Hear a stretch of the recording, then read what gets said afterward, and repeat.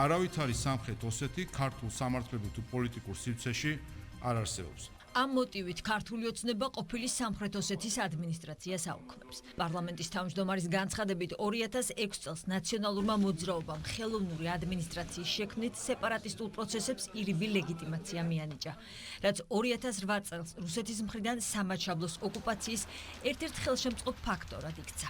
2006 წლის ნოემბერში ნაციონალური მოძრაობის ხელისუფლების ორგანიზებით ცხინვალის რეგიონში ჩატარდა არაკონსტიტუციური არჩევნები, რომლის შედეგადაც გამოცხადდა ეგრეთ წოდებული სამხრეთ ოსეთის პრეზიდენტი და ჩამოყალიბდა ეგრეთ წოდებული სამხრეთ ოსეთის ალტერნატიული მთავრობა. ამ ნაბიჯით იმჟამებელმა ხელისუფლებამ სეპარატისტულ პროცესებს ირიბი ლეგიტიმაცია მიანიჭა, რაც საქართველოს სახელმწიფოს ინტერესების აშკარა და მძიმე ღალატი იყო.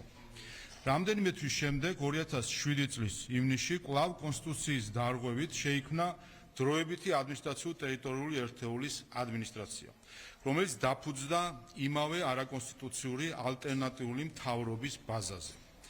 ამ გადაწყვეტილებით ხელოვნურად აღდგა 1990 წელს გაუქმებული სამხრეთ ოსეთის ავტონომიური ოლქის ადმინისტრაციული საზღვრები, რაც შემდგომში იქცა ერთ-ერთ ხელშემწყობ გარემოებად 2008 წლის რუსული სამხედრო აგრესიისა და საქართველოს ისტორიული რეგიონის სამაჩაბლოს ოკუპაციისთვის. ხელისუფლებაში მიიჩნევენ, რომ ეგრეთ წოდებული სამხრეთ ოსეთის ადმინისტრაციის აღდგენა გარეძალების გეოპოლიტიკური თამაშის ნაწილი იყო, რომელსაც წინ არაკონსტიტუციური არჩევნები უძღვოდა.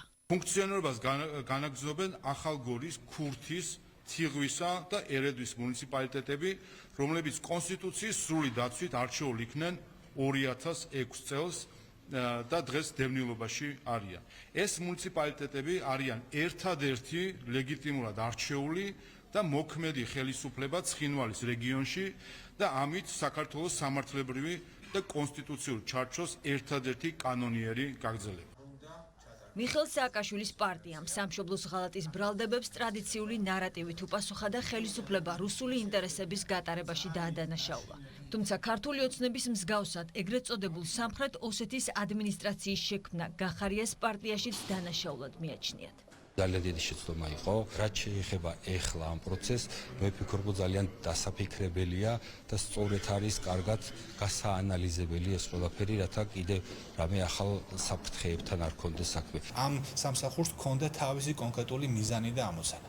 დღეს ეს მიზანი და ამოცანა რუსებისათვის მიუღებელია, შესაბამისად ქართული ოცნება დღეს ამ სამსახურს აუქმებს. ქართულ ოცნებაში აცხადებენ, რომ ტერმინი სამხრეთ ოსეთი თავისი შინაარსით ოკუპაციის მხარეს დგას. დღეს ისიც გაიხსენეს, რომ ყოფილი სამხრეთ ოსეთის ადმინისტრაციული ერთეული ზვიად გამსახურდიამ გააუქმა, რადგან მიიჩნევდა, რომ ის საქართველოს კონსტიტუციურ წყობას ეწინააღმდეგებოდა.